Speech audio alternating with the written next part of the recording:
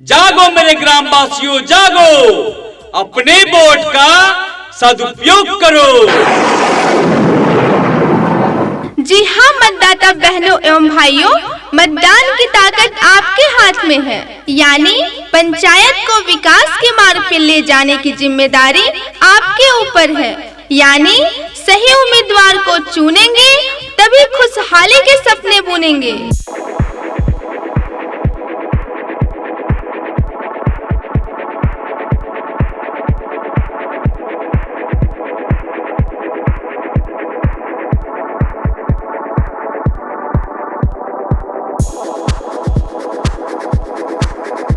अपना उम्मीदवार दावा तेंजी, जिसको जिताने को है सब तैयार।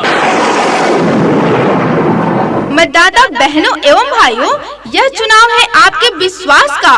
ये चुनाव है एक नए इतिहास को लिखने का। इसके लिए मोमबत्ती छाप को अपनाइए और मोमबत्ती छाप पर अपना कीमती बटन दबाइए, जो होगा आपके ईवीएम मशीन के क्रमांक संख्या 2 पर।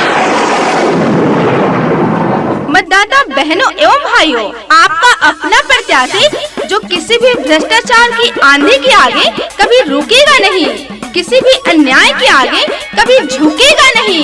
ना थके कभी पैर, ना हिम्मत हारी है। ना थके कभी पैर, ना हिम्मत हारी है।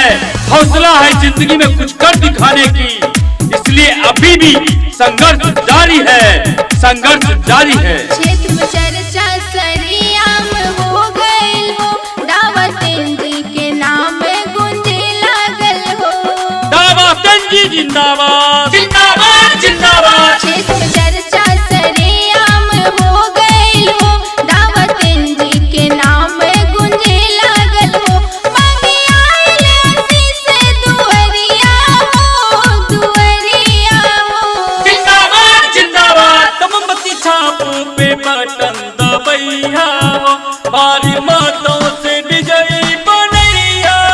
मोमबत्ती छाप पे बटन दबैया हो, भारी मतों से इनका जीतैया हो। जी हाँ, जीटीए इलेक्शन सभासद सम्मानित जनता जनार्दन और बड़े बुजुर्गों, बिना किसी पद पर रहते हुए दावा तेंजी ने जो कार्य किया है, आइए हम उसका फल, उसका पुरस्कार उन्हें दें और जीटीए इलेक्शन सभासद पद के उम्मीदवार दावा तेंजी को जिताएं। एक बार विश्वास करके देखा सब लोग हो, देखा सब लोग हो। दावा तेंजी जितने तक काम करिए लोग के हो, काम करिए लोग के हो। मोमबत्ती छाप जिंदाबाद, जिंदाबाद, जिंदाबाद। कोई न मौजूद है हमारा हो, जितब करो जाइब तुम्हारा।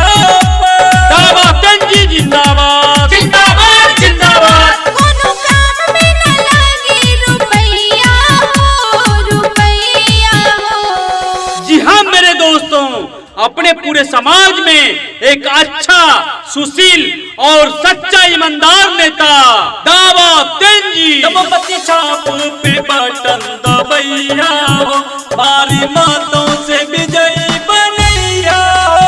मोमबत्ती छाप पे बटन दबैया हो, भारी मतों से इनका जीतैया हो। जी हाँ मेरे प्यारे मतदातागण, काका और काकी, दावा तेंजी के चुनाव चिन्ह मोमबत्ती छाप, जो आपके ईवीएम मशीन के क्रमांक संख्या 2 पर है। जीटीए इलेक्शन सभासद पद के उम्मीदवार 37 नंबर समष्टि। दुखियन गरीबन के मिटी परेशानी हो, मिटी परेशानी। दावा तेंजी जितनी हो सच्ची कहतानी हो, सच कहतानी। मोमबत्ती छाप जिंदाबाद, जिंदाबाद, जिंदाबाद। चारों ओर बटे इनकर हाला हो, विरोधियन के लटकल बालूला हो। दावा तेंजी जिंदाबाद, जिंदाबाद, जिंदाबाद। देखो वोट मांगे आईनी दुअरिया हो, दुअरिया हो। जी हाँ मेरे प्यारे मतदातागण, काका और काकी, दावा तेंजी के चुनाव चिन्ह मोमबत्ती छाप, जो आपके ईवीएम मशीन के क्रमांक संख्या 2 पर है। क्षेत्र में चर्चा सारे आम है, क्षेत्र में चर्चा सारे आम है। जो थाम ले गिरदों को, दावा तेंजी नाम है। मोमबत्ती छाप पे बटन दबैया हो, भारी मतों से विजयी बनैया हो। मोमबत्ती छाप पे बटन दबैया हो, भारी मतों से इनका जीतैया हो।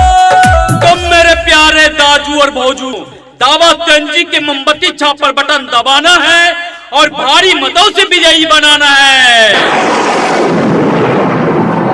किसी भी प्रकार का प्रचार प्रसार बनवाने के लिए हमारे एसआर स्टूडियो भागलपुर से संपर्क करें तो संपर्क नंबर है 8709504742।